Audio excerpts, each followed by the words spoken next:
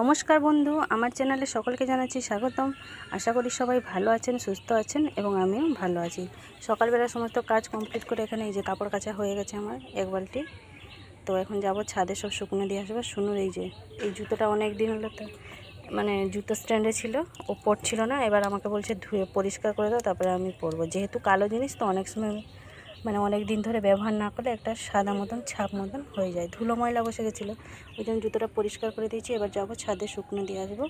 মা গেছে একটুখানি বাস স্ট্যান্ডে চিকেন আনতে সুনুর, মানে সুনুর জন্য। এবার সুনু তো জানেন মাছটা তত বেশি ভালোবাসে না। বুধবার দিন মাছ হয়েছিল, কিন্তু ও খুব একটা মাছটা খায়নি, এক পিস মতন ভাজা খেয়েছিল আর খায়নি। সেই জন্য মা গেছে, বলছে আমি একটুখানি চিকেন নিয়ে আসি, তাহলে যদি দুবেল যদি ভাত খেয়ে স্কুলে যায়। সেই জন্য মা চলে গেছে চিকেনটা আনতে। ভাতটা হয়ে গেছে, এদিকে হয়ে গেছে, নামিয়ে রেখে দিয়েছি। এখানে এই যে মা সকালবেলা কাঁকরোল আলুটা কেটে লবণ হলুদ গুলিয়ে রেখে দিয়ে গেছে।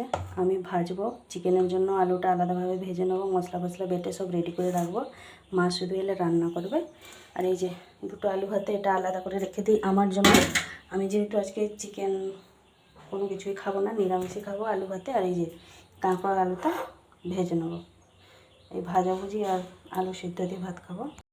কারণ যেহেতু কালকে বড় বাবার বার। আমি সামনের সপ্তাহ করেছিলাম, কিন্তু আপনাদের সাথে কোনো রকম শেয়ার করা হয়নি। হয়তো সবাই ভাববেন বার করে আবার শেয়ার করছে, ওই জন্য কোনো রকমই কিছু শেয়ার করিনি আমি। তো বড় বাবার যেহেতু বার কালকে, তো কালকে তো এমনি সারাদিনই উপোসেই কেটে যাবে। সেই জন্য আজকে একদমই নিরামিষ। আর রাত্রিবেলা ভাবছি ছোট্ট আমাদের একটা হাঁড়ি আছে, সেই ছোট্ট হাঁড়িতে একটুখানি ফ্যান ভাত আলু ভাতে দিয়ে করে নেবো। ফ্যান ভাত আলু ভাতে খুবই ভালো লাগে, ওটা রাত্রিবেলার জন্য। তো সেই জন্য প্রথমে কাঁকরোল আলুটা ভেজে একদম সাইড করে রেখে দেবো, যাতে কোথায় ছোঁয়াছুঁই না হয়। এবার চিকেনটা রান্না হলে তার উপরে থাকবে, এবার ওরা খাবে। এবার আমি বার করেছি বলে সবাইকে তো আর নিরামিষ খাওয়াতে পারবো না, আর শুনু তো খাবে না। এবার কালকে শনিবার, কিন্তু বাড়িতে নিরামিষই হবে, একদম নিরামিষ তরকারি ভাত হবে, ওরা খাবে। আর আমি তো উপস্থিত থাকবো। তো চলুন প্রথমে কাঁকরোল আলু ভাজাটা বসিয়ে দিই, তারপরে আমি ছাদে যাব কাপড় শুকনো দিতে। আবার ওখান থেকে এসে মশলা ফসলা বেটে সব রেডি করে রাখবো, যাতে মাকে রান্না করতে তাড়াতাড়ি সুবিধাটা হয়, 9টার মধ্যে যেন সব কিছু কমপ্লিট হয়ে যায়। চলুন তাহলে প্রথমে এই যে ভেজে নিচ্ছি, ভাজাটা বসিয়ে দিয়ে তারপরে ছাদে যাব, কাপড়গুলো শুকনো দিয়ে আসবো। এই যে কাঁকরোল আলু ভেজে নেওয়ার পরে, আলুগুলো চিকেনের জন্য ভেজে নেওয়ার পরে এতটা তেল বেশি হয়েছে, মা মনে এর মধ্যে এলে চিকেন রান্না করবে, আলাদা কিছু তরকারি রান্না করবে, যা করার করবে। আমি এখানে এই যে রেডি করে রেখে দিয়েছি। আলুগুলোকে এভাবে ভালোভাবে লাল লাল করে ভেজে নিয়েছি। পেঁয়াজ কুচি এই দিকটা রেখে দিয়েছি, এই দিকটা এই যে মশলা ফসলা সব বেটে বুটে রেডি করে দিয়েছি। আর এই যে নিচে আছে কাঁকরোল আলু ভাজা, আলু ভাতেরটা তো ভাতের হাঁড়ির উপরেই রেখেছি।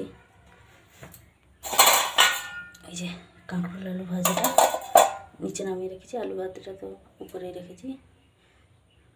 এদিকে সব জোগাড় যন্ত্র করে রেখে দিয়েছি, সব কিছু রেডি করে। এবার মা এলে রান্না করবে, আর যদি কিছু আলাদা তরকারি রান্না করে সে করবে এলে।